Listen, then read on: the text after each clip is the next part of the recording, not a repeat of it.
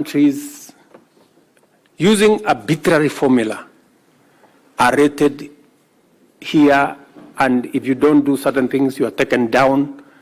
And as you are taken down, you pay more interest. It is also, we need to have a conversation about credit rating agencies, and we need to have a conversation about risk assessment.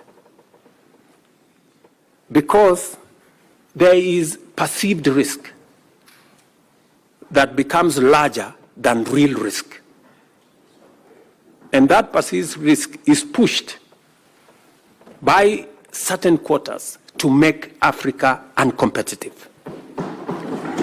And that is the reason why, while others are accessing development resources at 1 or 2%, most African countries are accessing development resources in markets at between 10 and 15%. Explain to me, honorable members,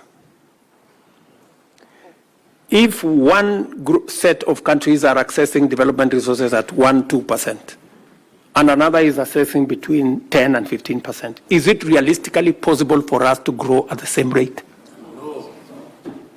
This is the conversation we must have. You know? And we must remove this arbitrary unfairness. You know, this arbitrary unfairness from global financing. And that is why we are saying we must have a thorough conversation about the reform of multilateral development banks and the whole international financial architecture as a whole. When we started this debate a year ago, we looked like mad people. But I promise you, today, in every meeting, everybody has come to the conclusion that there is a problem with the architecture of international financing. And the conversation is no longer if, the conversation is when are we and how are we going to reform it. And that is why it is important for institutions like the East Africa Legislative Assembly to apply itself, apply your mind to what kind of contribution are you going to make in this reform that is going to make our economies access development financing.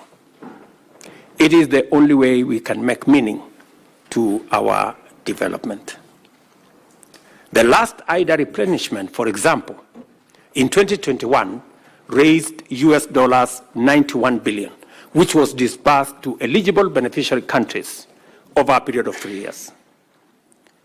The Kenya Summit that we are holding in April aims to highlight to donors and other development partners critical priority target areas of development financing in Africa and in our region, make the case for a significantly higher level of financing in IDA 21 cycle, and support East African countries to effectively address development challenges and exploit the huge opportunities that we have in our region.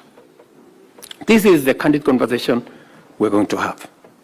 And I am very confident that the fact that World Bank accepted that this was a necessary exercise confirms to us that somebody somewhere is listening to what we are saying. You know? And our position is, it is not going to be done until it is done. Yes. I have invited my fellow heads of state and government to participate in this highly important platform. Being confident of this Assembly's capacity to facilitate transformative interventions, I urge you, honorable members, to join this course and formulate your contributions to this endeavor with urgency.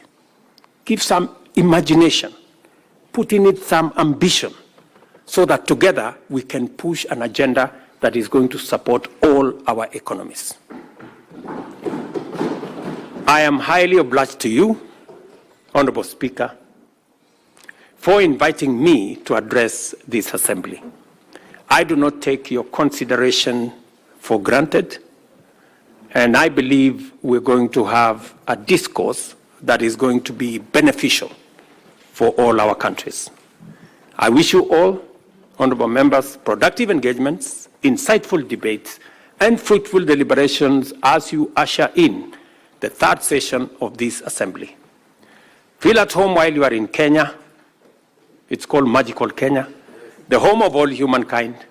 And I urge Honorable Omar Hassan, Chair of the Kenyan chapter of the Assembly, to use this session to introduce you to the warmth and hospitality of our country.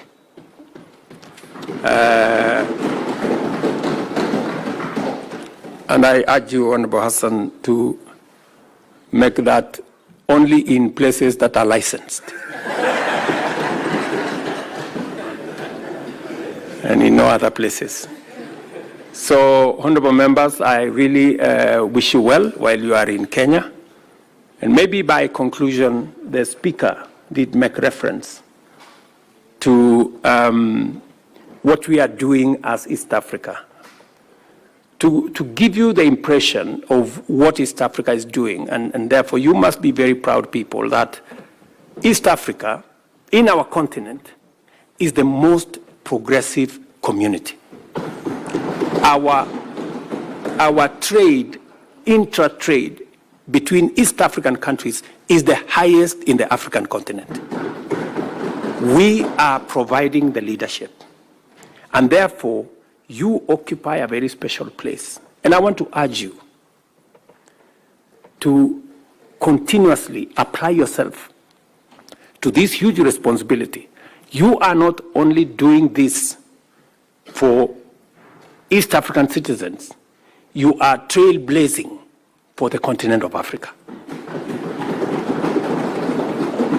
So continue with diligence, but also a pace to make sure that you help us move the continent together. It is the reason, for example, why, as members of the summit in East Africa, as you're all aware, the chair of the AU is coming up next year as the term of Musa Faki, our current chair, comes to an end. It is going to be the turn for East Africa to provide the chair of the Africa Union. We have sat down in the spirit of the East African community. We have consulted as heads of state from the East African community together, and we have agreed to sponsor one candidate as East Africans. As East Africans. Because that is the strength of our community, that we can do things together and we can consult amongst one another. So it speaks to the spirit of the leadership that is being provided by our region. Ladies and gentlemen, I want to thank you very much. May God bless you. May God bless Kenya.